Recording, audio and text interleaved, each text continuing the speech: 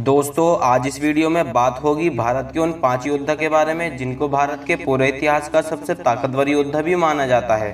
अपने दुश्मन की बड़ी से बड़ी फौज को ये अपनी छोटी सी फौज से चुटकियों में हरा दिया करते थे।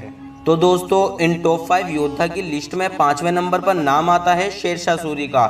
वही शेरशाह सूरी जिन्होंने सूरी सल्तनत की बुनियाद रखी थी। शुरुआती दौर में शेरशाह सूरी मुगल सल्तनत के पहले हुक्मरान यानी ज़हीरुद्दीन बाबर की फौज के सिपाही हुआ करते थे और बाबर के अंडर में ही काम किया करते थे। मगर फिर बाद में धीरे धीरे खुद अपनी एक आज़ाद सल्तनत की बुनियाद रख दी।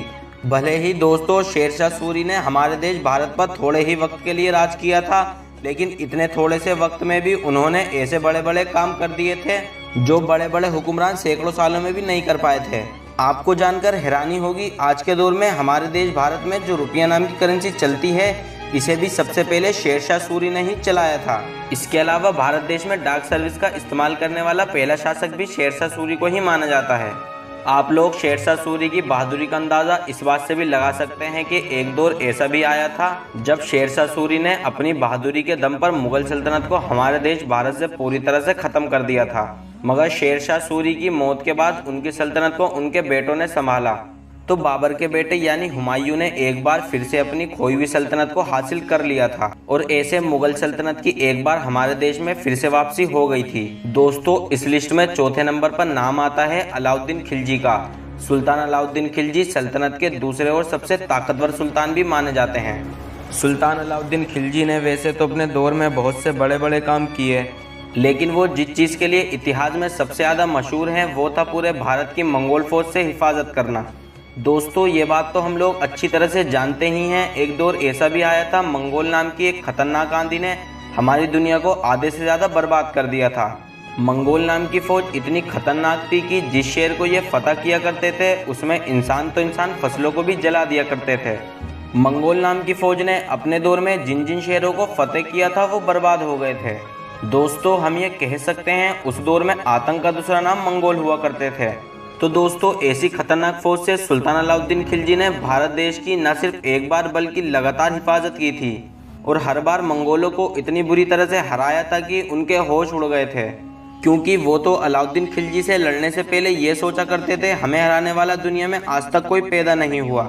लेकिन सुल्तान अलाउद्दीन खिलजी ने मंगोलों का ये घमंड हमेशा हमेशा के लिए तोड़ दिया था। इस लिस्ट में तीसरे नंबर पर नाम आता है ज़हीरुद्दीन मोहम्मद बाबर का। वही ज़हीरुद्दीन मोहम्मद बाबर का कि जिसने 1526 में हमारे देश भारत में मुगल सल्तनत की बुनियाद रखी थी और इसी मुगल सल्तनत ने हमारे देश भारत पर आगे चलकर लगभग 300 साल से भी ज़्यादा लंबे वक्त तक राज किया था। दोस्तों, हम लोग ज़हीरुद्दीन बाबर की बहादुरी का अंदाज़ा इस बात से भी लगा सकते हैं कि ज़हीरुद्दीन बाबर ने सिर्फ 12 साल की उम्र में ही अपने वालिद की मौत के बाद विरासत में मिली हुई हुकूमत को संभालना शुरू कर दिया था और 1526 में जब वो भारत को जीतने के इरादे से आया था तो उसके पास सिर्फ 13,000 से 15,000 की फौज मौजूद थी। लेकिन उसके बावजूद भी उसने इतनी छोटी सी फौज की मदद से इब्राहिम लोदी की 1 लाख की फौज को हरा दिया था और हराने के बाद एक ताकतवर सल्तनत की बुनियाद रख दी थी। और सिर्फ पानीपत की पहली लड़ाई नहीं बल्कि 1526 से लेकर 1530 तक बाबर ने एक के बाद एक लगातार कई जंगें लड़ी और हर जंग में बाबर को फतह हासिल हुई। साथ ही साथ आपको ये भी बताते चलें, ज़हीरुद्दीन बाबर ही इतिहास का वो पहला इंसान था जिसने हमारे देश भारत में तोपों का इस्तेमाल किया था। यानी बाबर से पहले भारत देश में तोपों का इस्तेमाल नहीं किया गया था, न ही भारत के लोगों ने इस तरह के हथियार को पहले कभी देखा था।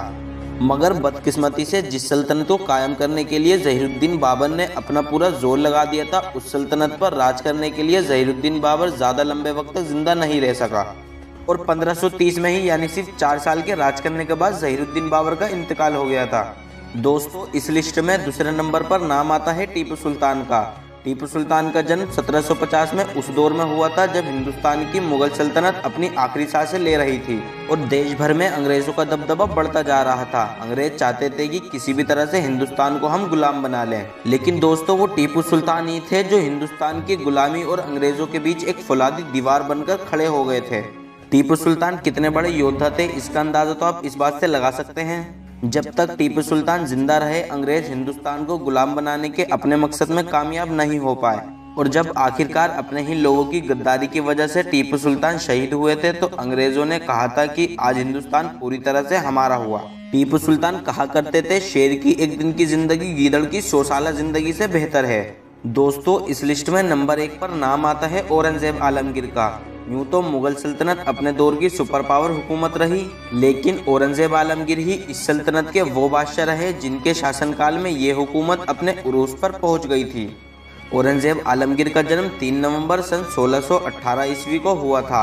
कहा जाता है औरंगजेब ने अपनी आधी से ज्यादा जिंदगी मैदान जंग में गुजार दी, जिससे टकराने की हिम्मत उस दौर की किसी भी हुकूमत में नहीं थी। हालांकि औरंगजेब पर कट्टर मुस्लिम होने के आरोप भी लगे, लेकिन दोस्तों इस बात को भी नकारा नहीं जा सकता कि औरंगजेब आलमगीर एक बेहतरीन योद्धा और बेमिसाल शासक थे।